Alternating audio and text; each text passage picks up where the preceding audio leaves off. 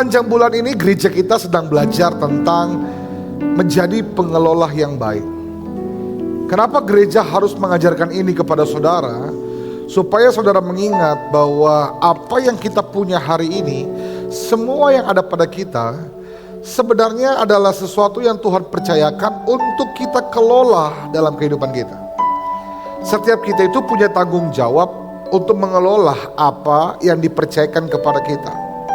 Itu sebabnya 1 bulan ini gereja mengajarkan tentang kita harus hidup menjadi pengelola yang baik. Next slide. Ada 5 minggu saudara diajarkan. Yang pertama, di minggu pertama Bapak Gembala kemarin mengajarkan tentang mengelola waktu dengan bijaksana. Saya sangat diberkati. Saya berdoa saudara juga diberkati. Kalau saudara tertinggal, saudara boleh cek kembali di YouTube gereja kita. Ternyata mengelola waktu dengan bijaksana bukan hanya tentang apa yang harus kita lakukan, tapi bagaimana kita hidup dengan nilai, menyadari bahwa nilai berharga, hidup berharga, sehingga kita melakukan apa yang berharga. Yang kedua, minggu ini saya akan bicara tentang mengelola talenta dan karunia rohani. Saya percaya semua orang itu dipercayakan potensi. Disebut dengan 2 hal, talenta dan karunia. Kita akan belajar sebentar. Dan mengapa Tuhan percayakan kepada kita, bagaimana kita mengelolanya, itu menjadi hal yang penting. Minggu depan, Ibu Gembala akan mengajarkan kepada kita mengelola keuangan dengan bijaksana. Bahwa harta kita, pekerjaan kita, materi yang kita punya, juga harus dikelola. Agar kita dapat hidup dengan tanggung jawab. Minggu keempat, mengelola panggilan dan kepercayaan Tuhan. Semua orang punya panggilan, calling, tujuan kehidupan mereka. Tapi bagaimana kita mengelolanya, bagaimana kita membangun hidup kita agar sampai pada tujuan Tuhan. Lalu yang minggu terakhir saya akan bicara tentang hidup sebagai pengelola. Prinsip-prinsip pengelola dan bukan pemilik. Seberapa kita yang bersemangat untuk 1 bulan ini, boleh lambaikan tangan. Kasih tepuk tangan sekali lagi buat Tuhan. Hari ini saya mau bicara tentang mengelola talenta dan karunia. Ini menjadi penting karena setiap kita pasti dipercaya oleh Tuhan. Tapi sebelum kita sampai kepada pengelolaan, kita perlu berangkat dengan satu pemahaman yang sama, kebenaran bahwa Mazmur 24 ayat 1 itu mencatat begini. Dunia dan segala isinya itu milik Tuhan. Semua yang ada dalam dunia ini dan segala isinya itu milik Tuhan. Bumi dan semua yang tinggal di dalamnya. Kasih tahu kiri kanan saudara, coba tanya, kamu tinggal di bumi atau tidak? Siapa tahu ada yang tinggal di luar bumi. Semua yang tinggal dalam bumi itu adalah kepunyaannya. Itu artinya semua yang ada di sekitar kita ini, di seluruh kehidupan kita ini, bukan punya kita, tapi milik Tuhan. Apa yang ada di tangan saudara, yang saudara pegang hari ini, yang saudara hidupi hari ini, prinsip pertama adalah kesadaran bahwa itu bukan punya kita, tapi punya Tuhan. Kenapa sekarang ada pada kita? Karena dipercayakan kepada kita. Nah, kalau dipercayakan kepada kita, kita punya tanggung jawab untuk mengelolanya, untuk mengusahakannya, untuk menjaganya. Makanya Pastor Jeffrey Rahmat dari GPCC mengatakan ini. Dalam bahasa Toraja disebutkan seperti ini. Ini bahasa Toraja atau bahasa Bugis ini? We don't own anything, but we are the steward of everything. Kita ini tidak memiliki apapun, tapi sebenarnya dipercaya untuk mengelola segala sesuatu. Segala yang ada pada kita, segala yang kita punya hari ini, segala yang kita kerjakan, kita pegang di tangan kita, itu dipercayakan oleh Tuhan kepada kita. Dia yang punya. Makanya untuk mengingatkan saudara, 1 Timotius 6 ayat 7 bilang begini. Waktu kita lahir, kita tidak membawa apa-apa ke dalam dunia. Ada yang lahir ke dunia langsung bawa iPhone 17 Pro Max? Saya rasa tidak. Bukan hanya lahir tanpa membawa apa-apa, Alkitab juga bilang waktu kita mati, kita juga tidak bisa membawa apa-apa keluar dari dunia ini. Jadi sebanyak apapun saldo di rekening kita, tidak bisa ditransfer ke surga. Setinggi apapun jabatan kita, sebagus apapun di pekerjaan kita, semua kita akan pulang dengan gelar yang sama, yaitu almarhum dan almarhumah. Semua kita akan pulang dengan cara yang sama tanpa membawa apa-apa. Mengingatkan kepada kita, halo, bahwa apa yang ada pada kita ini memang tidak selamanya. Hanya dipercayakan untuk kita kelola selagi kita masih bernafas dan hidup. Katakan amin. Ada banyak orang tidak mengerti. Mereka pikir semua adalah miliknya karena hasil usahanya, hasil kerja kerasnya. Padahal kemampuan kita untuk bekerja keras bukankah juga kepercayaan dari Tuhan buat kita? Katakan amin. Kesimpulannya, apa yang dimaksud dengan stewardship atau pengelola? Tata kelola. Tata kelola atau stewardship, next slide, adalah tugas dan tanggung jawab untuk mengelola, memelihara, serta mengawasi milik orang lain. Bahwa yang ada pada kita itu milik Tuhan. Dan kita punya tanggung jawab dan tugas untuk mengelolanya, memeliharanya, serta mengawasi, memperhatikan milik Tuhan. Apa saja, next slide. Bukan hanya materi yang dipercayakan kepada kita, bukan hanya harta yang dipercayakan kepada kita, tapi waktu yang kita punya ternyata juga bukan punya kita. Waktu yang ada pada kita itu adalah milik Tuhan yang dipercayakan kepada kita. Nah, bagaimana kita mengelola waktu kita, itu bentuk pertanggungjawaban kepada Tuhan. Bukan hanya waktu, talenta, hubungan, pelayanan, bahkan tubuh yang kita punya ini juga milik Tuhan. Kalau saudara sadar bahwa semua adalah milik Tuhan, saya percaya kita akan belajar sebentar. Kita akan mulai hidup dengan rasa tanggung jawab. Nah, hari ini kita akan fokus kepada dua hal yang Tuhan percayakan dalam hidup kita. Next slide. Yaitu adalah talenta dan karunia.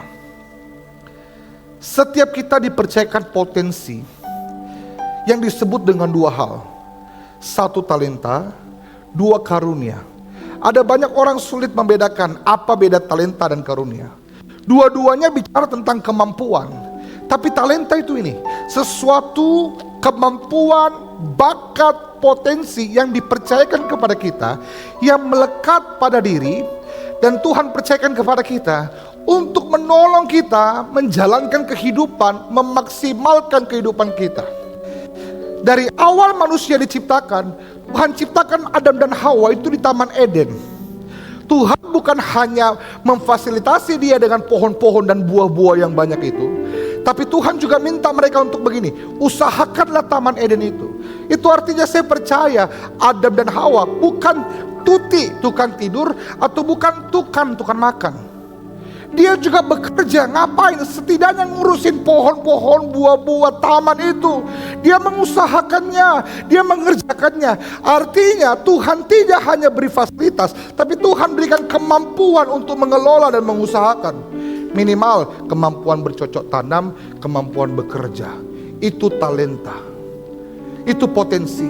Makanya setiap kita, semua orang pasti dibekali dan dipercayakan talenta untuk kita bisa memelihara kehidupan kita. Apapun itu, semua kita pasti diberikan potensi untuk dapat memelihara hidup kita. Makanya ada yang diberikan talenta bermain musik, dan dengan bermain musik menjadi musisi sehingga mereka bisa hidup dari situ. Ada orang-orang yang diberikan talenta masak. Dari masak bisa buka open PO dan kemudian bisa hidup dari situ. Saya percaya ini. Salah satu cara Tuhan sayang pada kita adalah Dia memelihara kita bukan hanya dengan memberikan uang atau berkat, tetapi dengan memberi potensi pada diri setiap kita. Buktinya apa? Bukti paling nyata adalah saat pandemi. Semua orang susah kerja, semua orang susah cari uang. Orang bilang sulit bertahan hidup, tapi sampai hari ini kita masih gemuk aja gitu.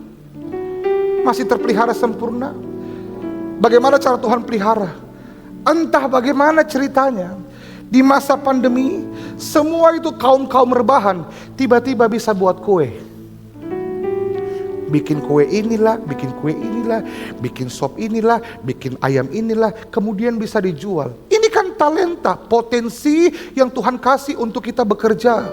Maka saya selalu percaya bahwa semua orang itu diberikan potensi dan talenta karena Tuhan sayang dan memperlengkapi dia untuk mereka boleh berjuang bertahan hidup.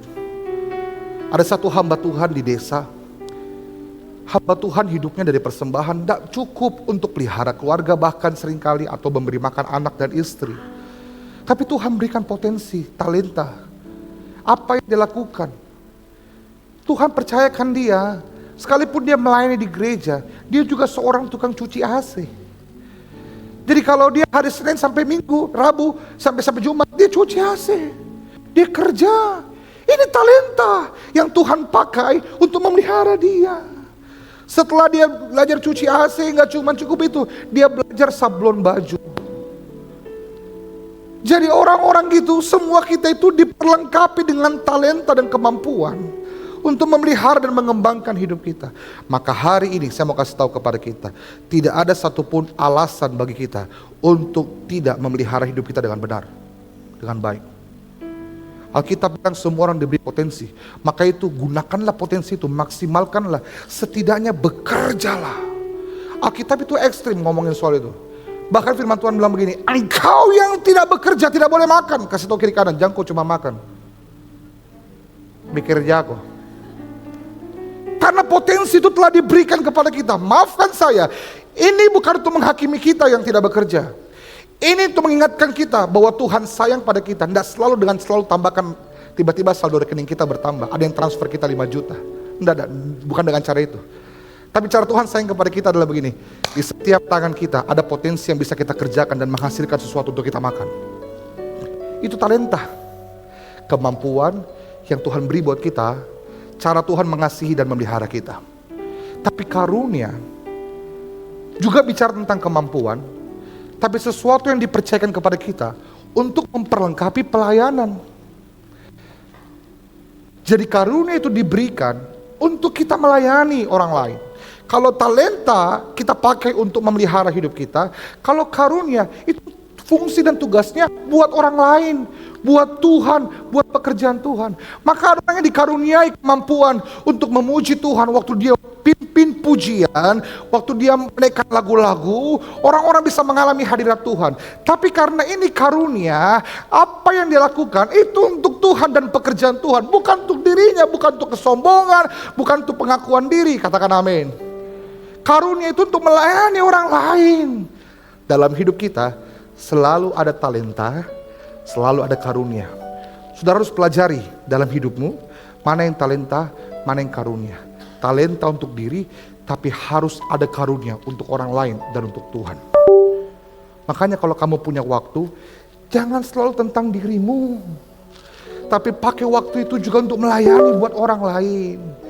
Makanya kalau bermain musik itu talenta, tapi waktu kita pakai memuji Tuhan, melayani Tuhan menjadi karunia.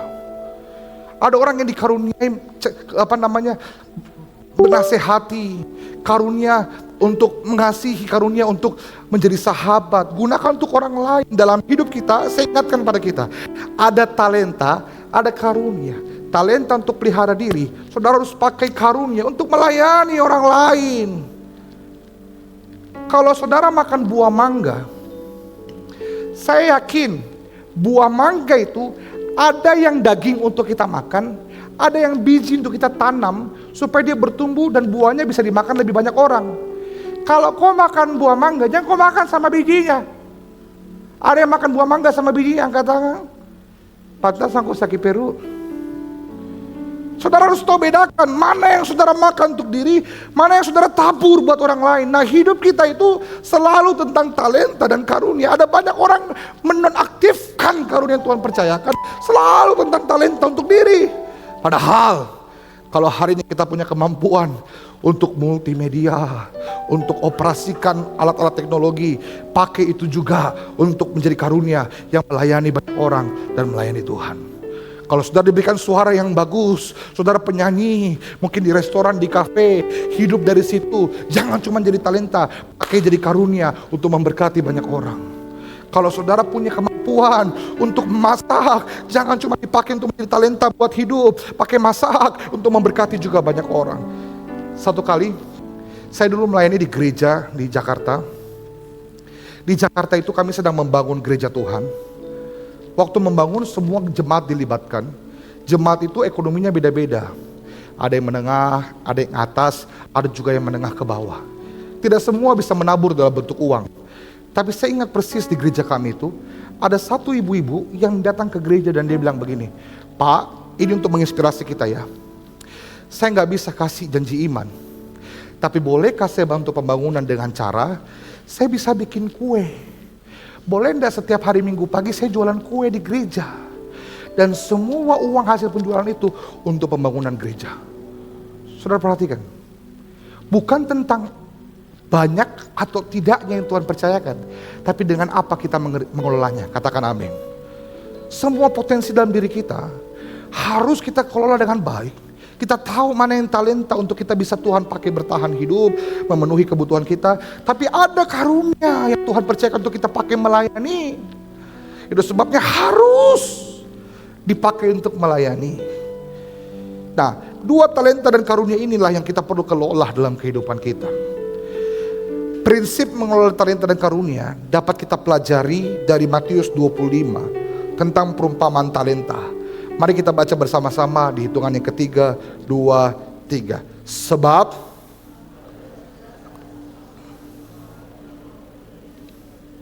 saudara bacanya kayak belum makan.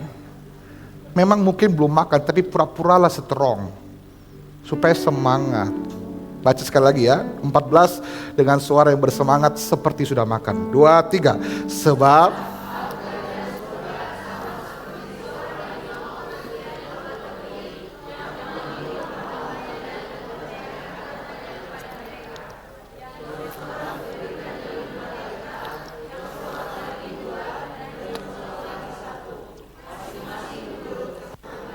sampai di situ.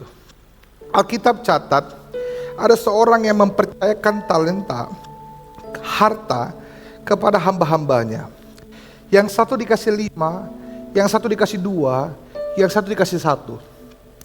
Dari sini kita belajar bahwa semua orang yang dipercaya Tuhan pasti diberikan talenta, diberikan potensi. Tuannya bisa saja begini, saya percaya dia yakin, siapa yang dia percaya, bisa jadi tidak perlu 3 orang, 2 saja. Yang satu dapat 5, yang satu dapat 2 kan tadi, yang satu dapat 1. Bisa saya dibilang begini, jangan kau yang satu, kayaknya kurang meyakinkan mukamu. Ku kasih yang nomor 2. Jadi ada yang dapat 5, ada yang dapat 3. Tapi bukan seperti itu. Semua yang dipanggil dipercaya, 5, 2, 1. Kenapa dia dapat 1? Kenapa dia dapat 5? Alkitab bilang, semua dipercayakan menurut apa? Kesanggupannya. Jadi adil bukan berarti sama rata. Adil itu sesuai dengan kapasitas. Ada orang berteriak, kenapa dia 5, saya cuma 1? Tidak adilnya Tuhan. Justru karena Tuhan adil, Tuhan tahu yang namanya kapasitas. Ini air mineral kapasitas 600 mili. Ada yang 1500, ada yang 300.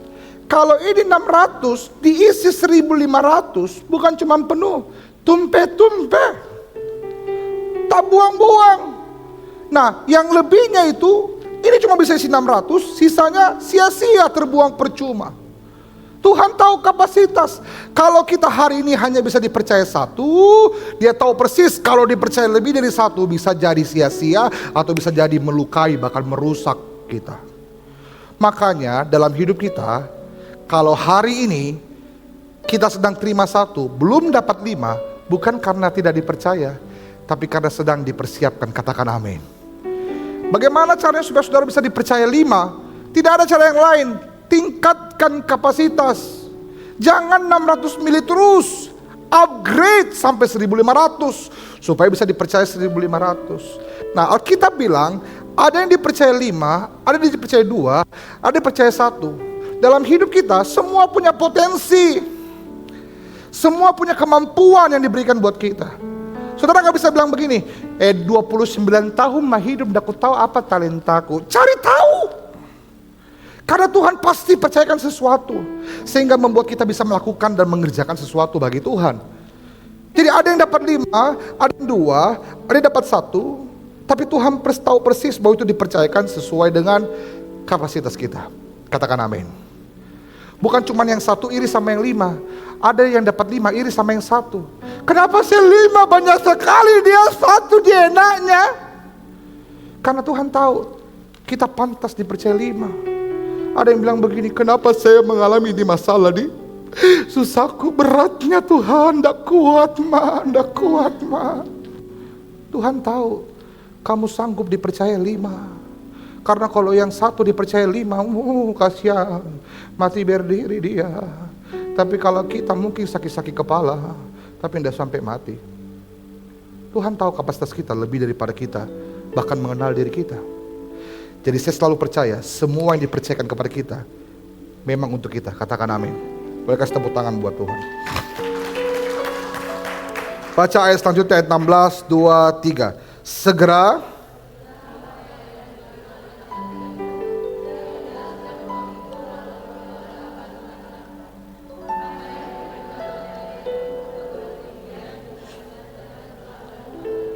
tetapi hamba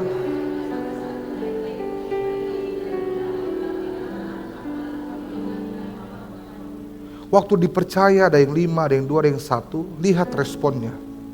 Yang 5 mengerjakan, Alkitab bilang dia menjalankan uang. Kata menjalankan itu dalam bahasa aslinya, 1, mengerjakan dengan sungguh. 2, mengusahakan. 3, membuat lebih baik.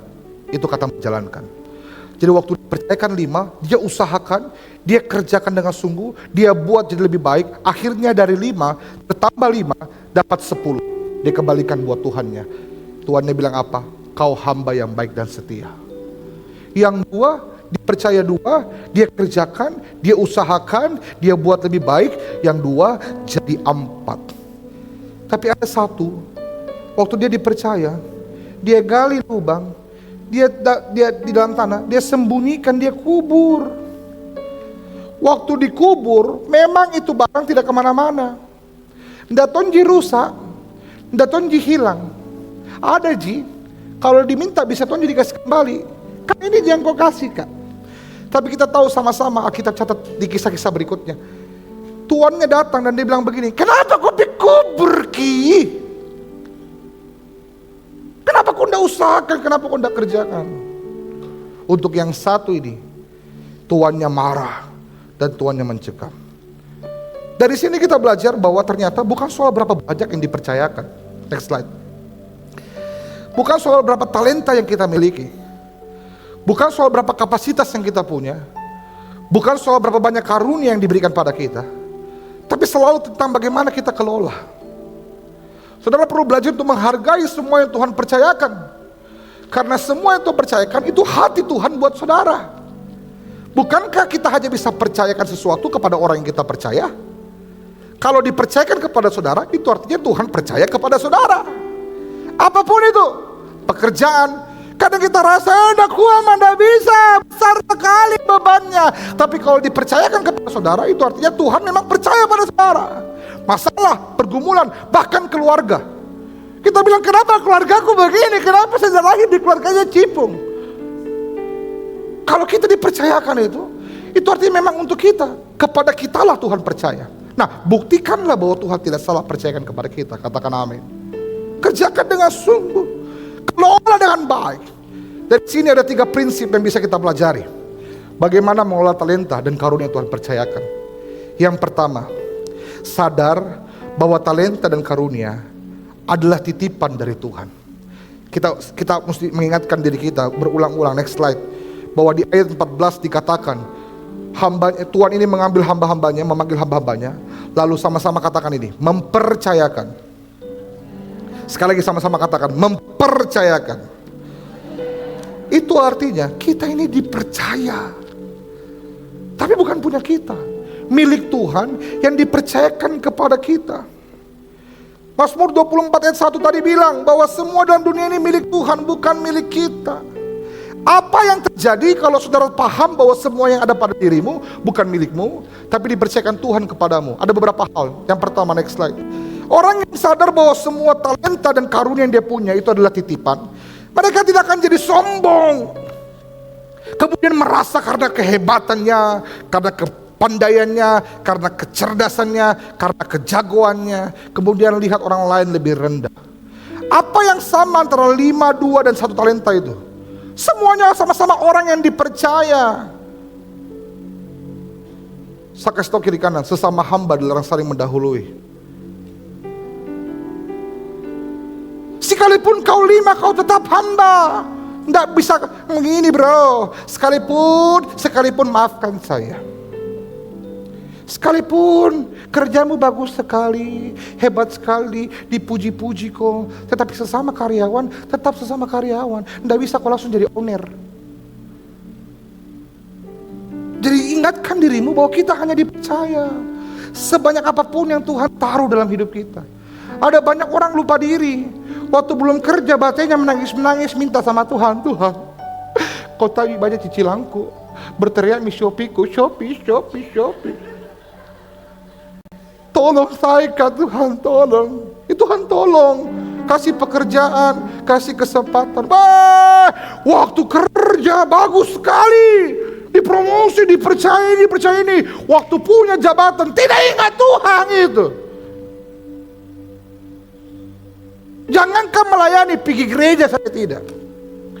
Padahal dia lupa siapa yang kasih dia pekerjaan. Kalau kita tahu semua titipan, kita gak jadi sombong. Tapi nih, kita jadi bersyukur. Kita berterima kasih. Prinsipnya adalah semakin banyak ditambahkan, semakin besar rasa syukur. Katakan amin. Bukan semakin besar ego. Lihat orang, kau udah tahu siapa saya. Orang-orang kasih begini langsung kasih tahu bilang, kau saja udah tahu siapa kau, apalagi saya. No, semakin besar dipercaya, semakin besar rasa syukur. Bukan buat kita semakin tinggi hati. Yang kedua, kalau saudara tahu bahwa ini dipercayakan, saudara menjadi iri. Kenapa kita iri? Kita bandingkan bos. Kenapa itu 5? Kenapa saya 1? Apa sebabnya? Kenapa Mi? Kok begitu Mi? Kenapa saya 1? Yang suka-suka yang percayakan, kan dia yang tahu kapasitas kita. Kita kadang terlalu sibuk bandingkan, lihat orang lebih bagus, lihat orang lebih hebat. Kita lupa apa yang di tangan kita, bahwa kita juga dipercayakan, sekalipun mungkin hanya 1.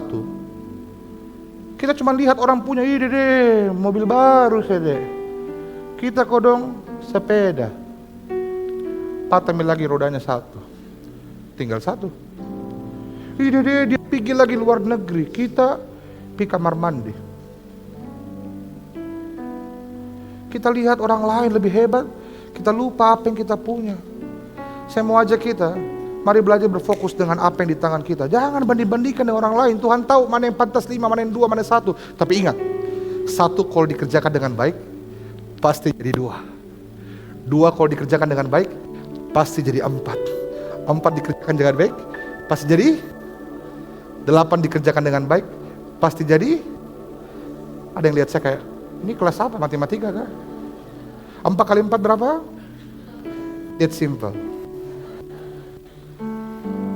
Kalau saudara tahu bahwa semua adalah milik Tuhan, saudara tidak akan jadi sombong, saudara akan bersyukur, tidak akan iri hati, saudara akan justru setia mengelola. Dan yang terakhir, kalau saudara tahu ini milik Tuhan, saudara harusnya tidak menjadi malas. Sudah dipercayakan potensi, kerja dengan sungguh. Bertanggung jawablah. Maksimalkanlah, tingkatkanlah, kembangkanlah. Ini membawa kita pada poin yang kedua, bahwa prinsip pengelola talenta dan karunia adalah begini. Semua talenta dan karunia harus dikembangkan, bukan disembunyikan. Next slide ya, itu dia. Harus dikembangkan, tidak bisa disembunyikan. Di ayat 20, yang menerima 5 talenta itu datang dan ia membawa laba 5 talenta. Ada yang berkembang, ada yang bertambah, ada yang bertumbuh. Bukan cuma itu, next slide, di ayat 22, yang 2 talenta Tuhan percayakan kepadaku, lihat aku beroleh laba 2 talenta, jadi 4. Tapi yang 1 itu dia pergi sembunyikan talenta itu di dalam tanah. Tahukah saudara bahwa Tuhan itu mau kita mengusahakan semua yang dipercayakan kepada kita. Usahakan. Saya mau ajar kita begini, jangan anggap kecil apa yang Tuhan percayakan, itu dia. Jangan cuma bilang begini, apa Ji saya kodong, apa Ji? Saya cuma bisa bikin kue. Tapi dengan bikin kue itu Tuhan pelihara hidupmu, sekolahkan anak-anakmu, kerjakan dengan sungguh. Apa Ji saya kodong? Saya cuma bisa gambar-gambar kertas. Tapi gambar-gambar kertas Tuhan bisa buat potensi. Kamu kuliah arsitek, bangun rumah orang, bisa menikah dan menghidupi keluarga. Semua potensi jangan dianggap kecil. Alkitab bilang begini, biji sesawi memang itu kecil, biji yang paling kecil, tapi kalau dia tertanam dan bertumbuh, dia tumbuh jadi besar, bahkan bisa menaungi banyak burung bersarang padanya. Semua yang kecil kalau ditaruh tangan Tuhan pasti jadi besar, katakan amin. Ingat 5 roti 2 ikan, anak kecil dikasih yang di tengah 5.000 orang. Yesus suruh kasih makan murid-muridnya, Piko kasih makan orang. Murid-muridnya bilang, kamu caranya 5.000 orang ini kan. Yesus bilang, tidak mau tahu, Piko kasih makan orang. Apa yang murid-muridnya bikin? Dia pergi cari. Sudah dia cari, dia bilang begini, tidak ada apa-apa. Ada satu anak kecil datang, cukup. Mungkin seperti Elijah. Nah, ada ini 5 rotiku, ada 2 ikanku. Kalau kita jadi manusia bisa kita bilang apa? Apa gitu? 5 roti, 2 ikan, mau kasih makan 5.000. Biar teh gigi udah sampai itu. Udah cukup. Tapi perhatikan, sesuatu yang kecil di tangan Tuhan, Tuhan bisa buat jadi perkara besar. Beri makan 5.000 orang. Kalau saya jadi mamanya ini anak, mungkin saya jadi bapaknya Elijah. Kenapa saya jadi mama ya? Karena saya bapak. Kalau saya jadi bapaknya ini anak, saya lihat anakku udah tiba-tiba bawa makanannya, saya bilang begini, sini kau jangan kau sembarang. Untuk kita saya tidak cukup, kau mau kasih orang. Cipuruk kak. Tapi 5 roti di tangan, 2 ikan di tangan Tuhan bisa jadi besar. Sekarang apa yang di tangan kita? Jangan anggap kecil, jangan anggap enteng. Pak, pekerjaanmu yang direndahkan orang itu akan Tuhan pakai untuk menghidupi keluargamu. Anak-anak muda, karunia talenta yang kecil yang orang anggap sepele itu akan Tuhan pakai untuk menjamin masa depanmu. Saya ingat persis ada satu pemain drum, ada satu anak dulu, saya ingat waktu kita sekolah, di ponakannya Tias, Reza itu. Dia itu lihat, dia selalu, kalau kita ibadah, dia selalu duduk dekat pemain drum. Dia selalu lihat itu orang main drum, dia senang sekali, anak-anak sederhana, anak remaja, dia lihat pemain drum, dia senang lihat orang main drum. Lama-lama dia diajari sama omnya, belajar main drum. Mulai dari gereja, melayani di gereja. Tapi sudah tahu hari ini, dia hidup dari situ. Dia main musik dan Tuhan pakai untuk memelihara hidupnya. Sekecil apapun, semua talenta dapat dipakai Tuhan. Kasih tepuk tangan buat Tuhan kita. Tapi harus dikembangkan, tidak bisa dikubur. Kalau kita nggak latih, kita nggak maksimalkan, tidak akan jadi apa-apa. Kalau kita merasa puas, saya cuma bisa bikin kue, belajar bikin kue yang lebih baik setiap hari. Kalau saya cuma bisa menulis, belajar menulis lebih jago setiap hari. Saya mau kasih tahu kita, kalau hari ini Tuhan percayakan apapun kepada kita, jadilah yang terbaik di setiap bidang kita, katakan amin. Kalau saudara cuma bikin kopi di tempat kerja, bikin kopi, bikinlah kopi yang terbaik yang bosmu pernah minum. Yang kau ludai. Sekalipun bos menjengkelkan begitu, kerjakan dengan terbaik, kembangkan, maksimalkan. Saya percaya Tuhan pasti bela hidup kita, katakan amin. Kasih tepuk tangan buat Tuhan. Belajar. Pak Gembala bilang, ada orang yang dilahirkan dengan talenta dan bakat, ada orang yang dilahirkan dengan tekad. Bakat itu dia nggak perlu effort banyak, dia bisa belajar dengan cepat.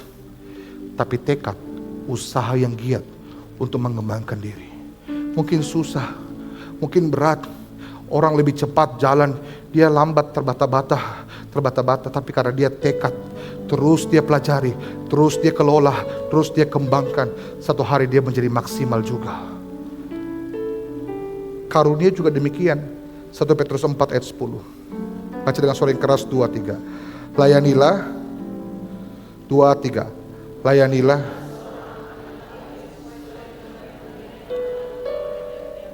Alkitab bilang karunia itu diperoleh tiap-tiap orang. Semua kita punya lah. Tapi jangan dikubur. Kembangkan itu, pakai untuk layani orang lain. Katakan amin. Di jemaat kita banyak perawat kalau tidak salah ya. Minimal saya kalau mau infus vitamin C ada yang bantu. Kalau ada yang sakit bisa dikasih tahu, bilang, Kak, asam urat terus Kak, tantah makan tak. Tapi kita pakai untuk melayani orang lain. Semua talenta, apapun yang dipercayakan kepada kita. Yang terakhir saya akan tutup di sini. Satu, prinsipnya sadar semua adalah titipan. Dua, dikembangkan bukan disembunyikan.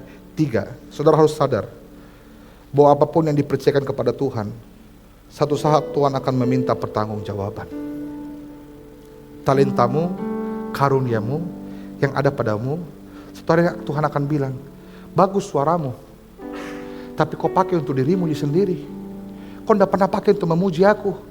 Kau tidak pernah pakai untuk memuliakan aku. Saya percayakan kepadamu bukan cuma untuk dirimu, tapi untuk karunia yang dipakai melayani. Pakai untuk melayani. Bagus cara public speakingmu, tapi kau cuma pakai untuk kerja. Kau tidak pakai untuk melayani orang lain. Bagus caramu mengajar. Bagus caramu mengkoordinir. Bagus caramu memegang tanggung jawab.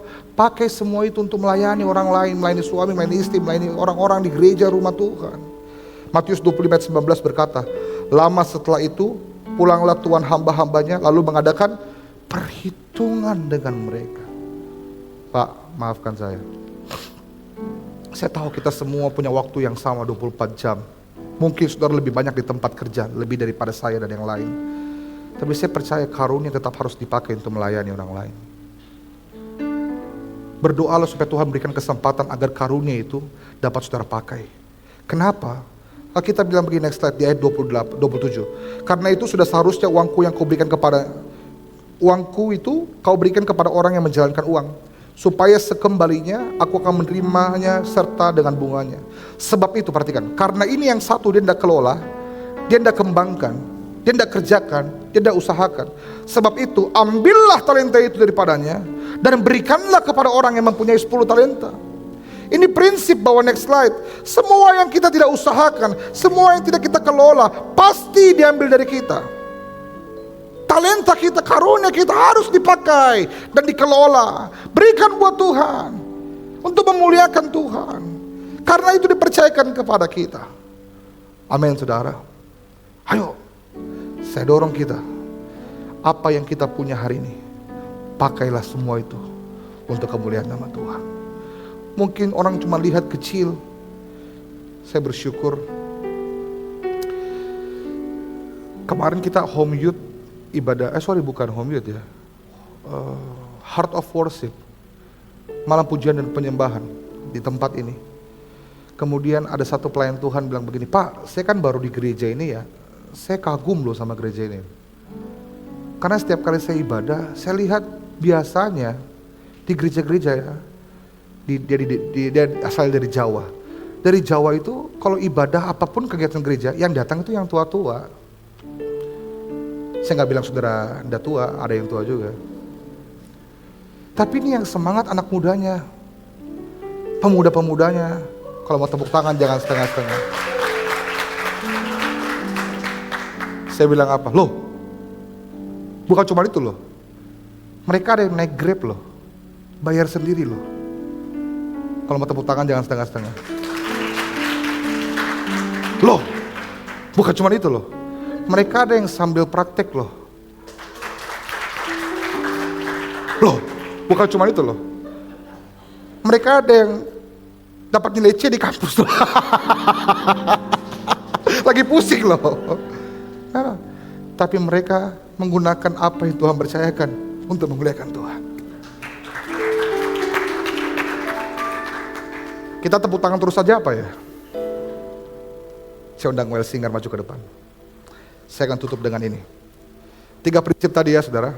1, sadari itu punya Tuhan. 2, kembangkan, jangan disembunyikan.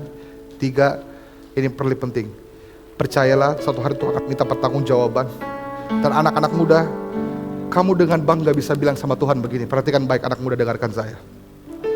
Satu kali kamu akan bertemu wajah dengan Tuhan. Dan saya mau ajar kamu ini, dengarkan anak muda. Kamu harus dengan bangga bilang sama Tuhan, Tuhan, saya punya masa muda, saya kasih buat Tuhan.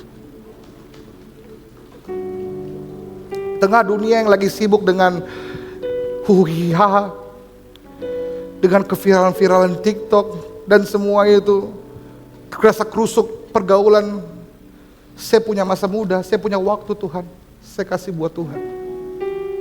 Kamu bisa bilang gitu dengan bangga. Dan saya percaya Tuhan akan bilang begini, baik sekali perbuatanmu hambaku yang setia. Amin. Satu hari kau akan bertemu dengan wajah untuk Tuhan. Dan kau bisa berkata dengan bangga, Tuhan, kemampuan yang kau kasih saya untuk bikin kue, bikin nasi campur, bikin soto ayam, aku bisa pakai untuk sekolahkan anak-anakku, kuliahkan mereka sampai sarjana. Aku maksimalkan. Bapak-bapak, kamu bisa bilang sama Tuhan, Tuhan, lemburku di tempat kerja yang tidak dibayar itu, hatiku yang capek dimaki-maki bos karena salah terus itu, waktu yang kupakai untuk bekerja dengan sering kali tidak diperlakukan adil, aku maksimalkan untuk memelihara istri dan anak-anakku. Semua yang ada pada kita, kerjakan dengan maksimal. Saya akan tutup dengan cerita ini. Alkitab mencatat satu kisah tentang seorang janda yang terlilit utang. Dia istri nabi, nabinya sudah meninggal, suaminya meninggal. Terus dia bilang begini, next slide kita baca aja yuk supaya kita tidak repot. Salah seorang dari istri para nabi mengadukan hal kepada Elisa sambil berseru, hambamu suamiku sudah mati dan engkau tahu bahwa hambamu itu takut akan Tuhan. Tetapi sekarang penagih hutang sudah datang untuk mengambil kedua orang anakku menjadi budaknya. Jadi ini janda kasihan tak lilit utang, hampir mentok karena dia tidak punya uang untuk bayar utangnya. Tapi dia bilang begini, kau tahu, dia bilang saya mengasihi Tuhan toh. Kau tahu saya mengasihi Tuhan, tapi saya di kondisi yang tidak mudah kasihan. Sekarang mau datang penagih utang, dia mau bawa dua anakku. Saya mesti bikin apa kasihan? Saya mesti bikin apa? Putus asa, tidak ada apa-apa. Apa kata Elisa? Elisa bilang begini, jawab Elisa kepadanya, apakah yang dapat kuperbuat bagimu? Beritahulah kepadaku apa yang kamu punya di rumah. Elisa bilang begini, tenang. Apa yang kau punya? Dia bilang begini, hambamu ini tidak punya sesuatu apapun di rumah. Tidak ada yang saya punya kodong. Tidak ada yang saya punya. Apa yang saya punya? Kecuali sebuli-buli minyak, berisi minyak. Buli-buli minyak kecil di kodong ini yang saya punya. Tapi saudara tahu kisah selanjutnya. Dari minyak yang kecil itu Tuhan buat mujizat melalui Elisa. Dia tuang di kendi-kendi, tidak habis itu minyak. Dia jual itu minyak, dia pakai biar tutup utang. Selesai masalahnya. Saya mau kasih tahu kita sedang tidak di ujung ekor. Kita tidak sedang buntu. Selalu ada potensi yang Tuhan percayakan kepada kita untuk bisa dipakai menyelamatkan kita. Katakan amin. Jangan putus asa. Jangan putus asa. Jangan menyerah. Apapun kondisi saudara, lihat potensi yang Tuhan percayakan kepada saudara dan bawa kepada Tuhan. Tuhan, minyak jika yang saya punya, tapi ini yang saya punya terakhir. Ketika saudara bawa kepada Tuhan, Tuhan pakai untuk melakukan perkara-perkara yang besar. Katakan amin. Saya undang saudara bangkit berdiri. Apa yang saudara sedang alami hari ini? Saya tahu dunia tidak semakin mudah, pekerjaan tidak semakin mudah, kesempatan tidak semakin luas. Ada orang-orang sulit cari pekerjaan, ada orang-orang sulit bertahan dalam pekerjaan. Kadang kita bingung, aduh bagaimana ya. Kita seperti janda ini, seperti di ujung tombak, seperti hampir menyerah, putus asa. Tapi hari ini Tuhan tanya pada kita, apa yang ada di tanganmu? Apa yang kupercayakan kepadamu? Potensi apa yang ada dalam dirimu? Sadari itu. Aku akan selalu pakai kamu, bukan dengan apa yang kamu gak punya, tapi dengan apa yang ada padamu. Waktu Musa selamatkan bangsa Israel, Tuhan bilang begini, apa di tanganmu Musa? Tongkat. Sama seperti janda ini, Tuhan bilang, apa di tanganmu? Minyak. Dan dengan semua potensi itu, bawa kepada Tuhan. Tuhan akan pakai untuk kemuliaan namanya dalam kehidupan kita. Kasih tepuk tangan buat Tuhan.